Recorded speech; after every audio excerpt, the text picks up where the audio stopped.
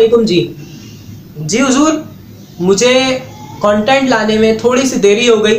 ठीक है, मैंने आप लोगों से जो प्रॉमिस किया था इंशाल्लाह मैं वो पूरा कर रहा हूँ। तो मैंने सेकंड ईयर का शुरू कर दिया है आज से कोर्स। ठीक है, तो थोड़ी बहुत देर हो गई क्योंकि मुझे यूट्यूब के टूल्स खरीदने थे, उसमें टाइम लग गया। आज से हमारा कोर्स शुरू है। तो अब हम इस वीडियो में देखने वाले हैं फर्स्ट चैप्टर को और डिटेल से देखेंगे और इंशाल्लाह आप लोगों को बहुत अच्छे से समझ आएगा। तो अब हम चलते हैं अपनी वीडियो की तरफ।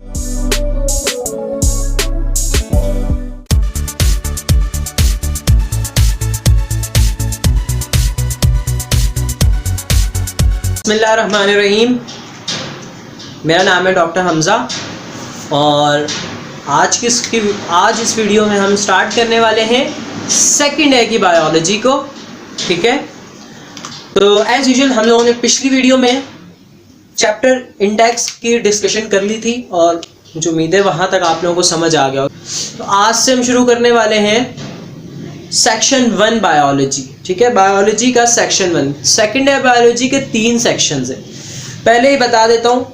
ठीक है, फर्स्ट ऑफ ऑल सेक्शन 1 का नेम है फंक्शनल बायोलॉजी। सही है, तो आज हम शुरू करने वाले हैं फंक्शनल बायोलॉजी को। तीनों सेक्शन के नेम्स बता देता हूँ। फर्स्ट है फंक्शनल बायोलॉजी, ठीक है बेटा। दूसरा है अपना continuity of life, continuity of life, ठीक है। और थर्ड वन है, तीसरा है हमारे पास इन्वायरमेंटल बायोलॉजी।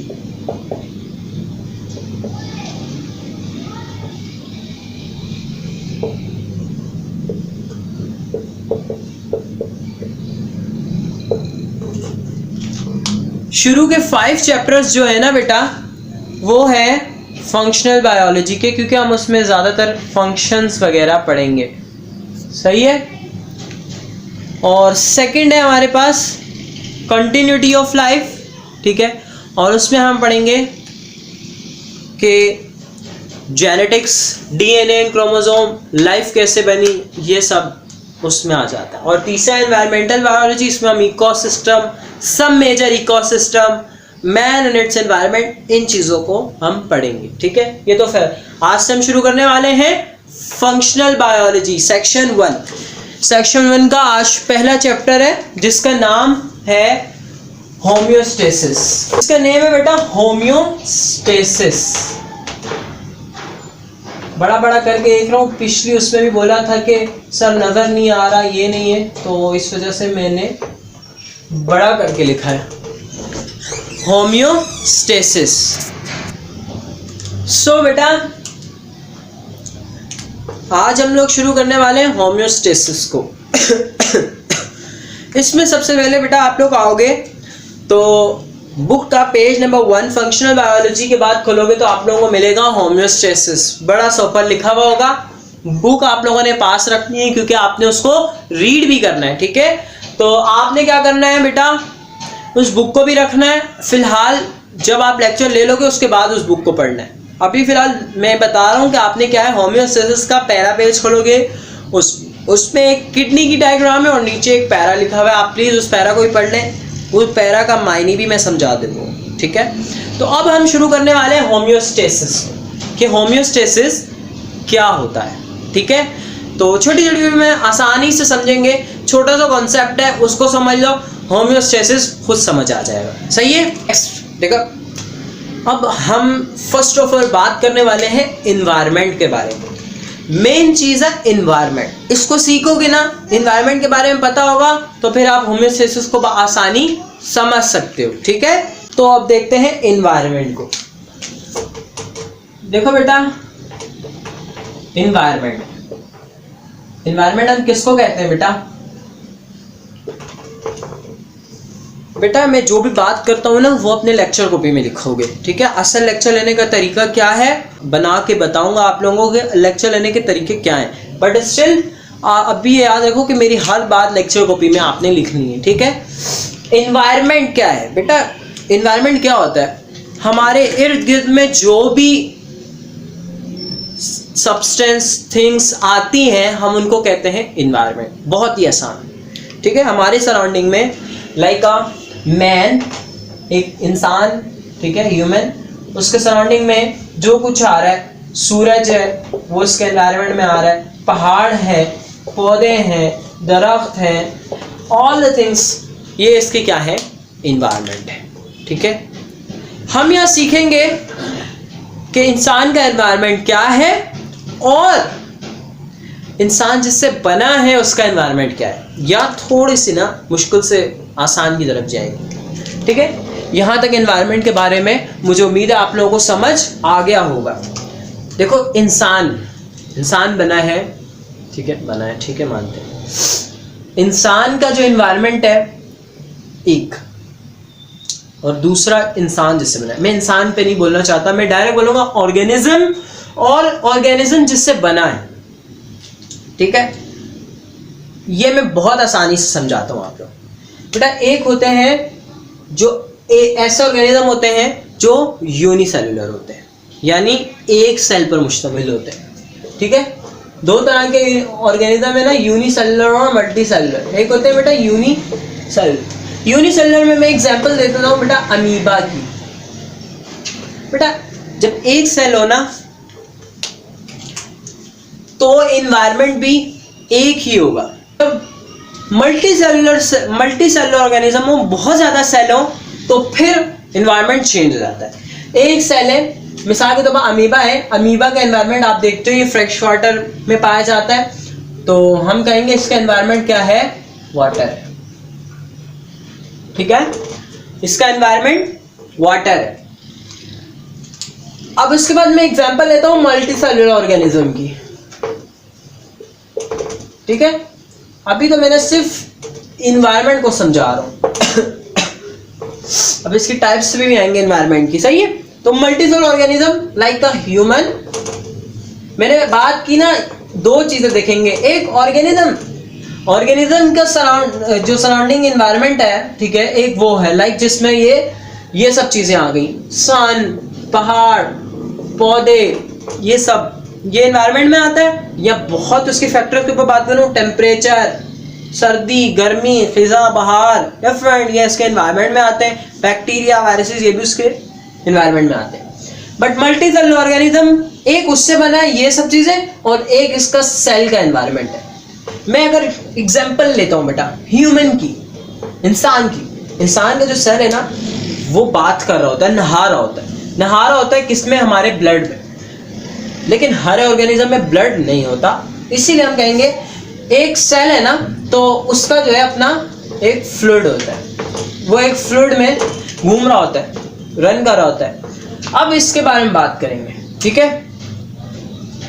अब यहां तक तो मुझे समझ आ गई। यूनिसेलुलर ऑर्गेनिज्म अगर होगा भी तो उसका एनवायरनमेंट क्या है, एक यूनिसेलुलर है, बट जब यूनिसेलुलर ऑर्गेनिज्म आ जाएगा तो उसका एक ही एनवायरनमेंट बनेगा, सिंपल, ठीक है, वाटर। लेकिन जो मल्टी सेलुलर आएगा उसके दो एनवायरनमेंट होंगे, ठीक है। अब वो टाइप्स पे अब बात करते हैं, ठीक है बेटा, मिटा रहा हूं मैं यहाँ। Environment are of two types, ठीक है, दो टाइप्स के एनवायरनमेंट होते हैं। Number one is external environment and, आगे से भी मैं मिटा रहा हूं,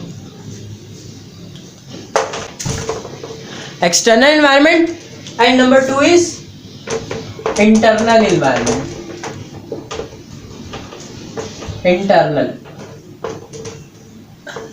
बेटा एक्सटर्नल एनवायरनमेंट ऐसा एनवायरनमेंट जिसमें ऑर्गेनिज्म लिव कर रहा हो, ऑर्गेनिज्म लाइफ। एनवायरनमेंट की टर्मिनोलॉजी समझ आई, जिसमें एक ऑर्गेनिज्म।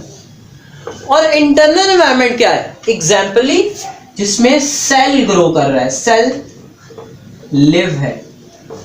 अब मैं अगर सेल की बात कर रहा हूं बेटा, देखो सेल है ना, जो अपना सेल होता है वो बेटा उसकी खास बात है, एक सेल अपनी डिमांड की चीज़ अपने आप को जिंदा रखने के लिए क्या करेगा? रिस्पायरेशन करेगा, एनर्जी देगा। एनर्जी के लिए उसे फूड का पार्टिकल चाहिए। फूड का पार्टिकल फ्लूइड के जरिए बॉडी में जाता है, ठीक है, फ्लूइड के जरिए बॉडी में घूमता है। मैं एग्जांपल देता हूँ इंसान की, इंसान में ब्लड के थ्रू जाता है। अब उसको जिंदा रखना है, सेल क्या करेगा? दैट इज सेल, सही है, सेल है ना।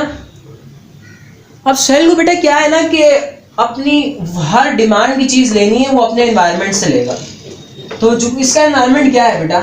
इसका एनवायरनमेंट है इंटरस्टिशियल फ्लूइड, ब्लड, ये दोनों चीजें आ जाती है ना, ठीक है। क्या एग्जांपल दी मैंने? इंटरस्टिशियल फ्लूइड,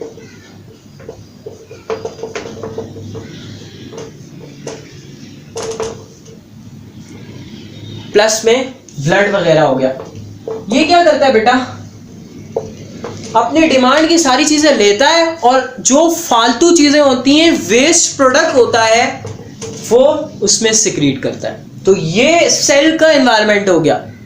और एक होता है ऑर्गेनिज्म का एनवायरनमेंट। अब ऑर्गेनिज्म के एनवायरनमेंट में ये होता है कि ऑर्गेनिज्म के एनवायरनमेंट में बेटा ये होता है कि वो वहां पर उसके उसी एनवायरनमेंट में ब्रीथिंग कर रहा है,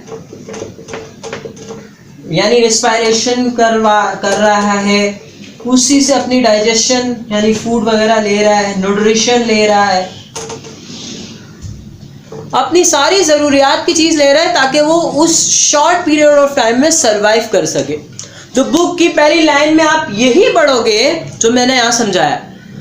इन्वायरमेंट इज वर्ड जिसमें एक ऑर्गेनिज्म एक शॉर्ट पीरियड ऑफ टाइम को स्पेंड करे और अपनी वो सारी चीज़ें ले, सारे सिस्टम परफेक्ट हों, ये कहलाता है इन्वायरमेंट। एक्सटर्नल और इंटरनल दो तरह के इन्वायरमेंट है, सही है। अब कुछ फैक्टर्स होते हैं एक्सटर्नल। एक ऑर्गेनिज्म है ना, ऑर्गेनिज्म कहाँ रह रहा है? एक्सटर्नल इन्वायरमेंट, उसके कुछ फैक्टर्स अलग है। मैं उसके फैक्टर्स यहीं पर मिटा के बता रहा हूँ बेटा। जो एक्सटर्नल इन्वायरमेंट है, एक्सटर्नल इन्वायरमेंट के देखो उसके फैक्टर्स हैं कुछ, ठीक है, जो अभी बताता हूँ, ठीक है। टेम्परेचर, बाहर देखो, बाहर एक एक्सटर्नल इन्वायरमेंट का टेम्परेचर है जो कभी एक नहीं रहता, चेंज होता रहता है। एसिडिटी, ऐसा ही है। सॉल्ट लेवल, बाहर ह्यूमिडिटी बढ़ जाती है, इसको आसानी से मैं ह्यूमिडिटी भी कह देता हूँ। अब कुछ लोगों का एक्सटर्नल एनवायरनमेंट डिफरेंट होता है। किसी का वाटर है, किसी का टेरेस्ट्रियल है, खुश्की है, ठीक है। अब ये हो गए एक्सटर्नल एनवायरनमेंट के फैक्टर्स, ठीक है। नेक्स्ट पे आते हैं इंटरनल एनवायरनमेंट के फैक्टर। इसमें हमारे पास अगर वो फ्लूइड आता है, मैं अगर इंसान की बात करूं बासानी, होम्योस्टेसिस ऑल ऑर्गेनिज्म। एक बात करूं बेटा, पीएच लेवल्स हो गए, ये भी इसके फैक्टर्स आते हैं, ठीक है। टेम्परेचर इसका फैक्टर है। इंटरनली हर ऑर्गेनिज्म का एक टेम्परेचर होता है, लाइक ह्यूमन में 37 डिग्री सेल्सियस टेम्परेचर होता है, उनका सेट पॉइंट है, तो टेम्परेचर भी एक फैक्टर हुआ। Number 2। Number 3, acid base level, salt plus salt water level, content level, ठीक है बेटा। एक सेल है ना, एक सेल है ना बेटा,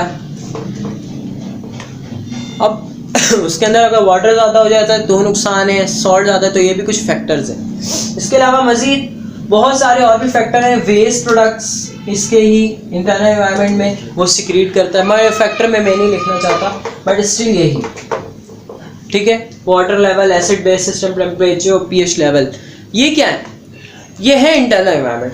अब होम्योस्टेसिस की डेफिनेशन को अच्छे से समझ लो, बहुत ही आसान डेफिनेशन है जी हुजूर आला। डेफिनेशन क्या, आप सीधी सीधी बात पे आते हैं। मैंने इतना बैकग्राउंड क्यों पीछे ले गया, अभी बताता हूँ। क्या है कि हमें अपने आप को जिंदा रखने के लिए, हमें अपने आप को जिंदा रखने के लिए करना क्या है कि अपने इंटरनल एनवायरनमेंट को मेंटेन करना है, सही है। हुजूर वाला अगर मेंटेन नहीं हो रहा, क्या नहीं हो रहा, क्यों नहीं हो रहा? क्योंकि ये एक्सटर्नल फैक्टर्स जो हैं ये हमेशा चेंज होते रहते हैं। मैं कराची में गर्मी में खड़ा हुआ हूँ और मैं मरी में सर्दी में बर्फबारी में खड़ा हुआ हूँ, सेम थिंग। मेरा बॉडी का टेम्परेचर 37 या तक ही होगा, लो नहीं होगा। क्यों नहीं होगा? क्योंकि इंटरनल एनवायरनमेंट मेंटेन कर रहा है, मेंटेनेंस हो रही है। अब हम यही पढ़ेंगे कि इंटरनल एनवायरनमेंट मेंटेन हो रहा है, ठीक है। तो अब ये सब सीधी सीधी साफ सुथरी होम्योस्टेसिस की डेफिनेशन को बयान करता हूं जी। इसकी डेफिनेशन है the maintenance of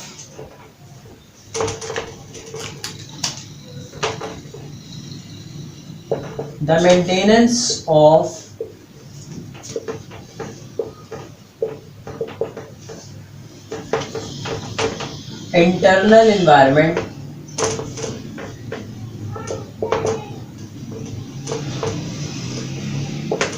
when any fluctuation occur in external environment.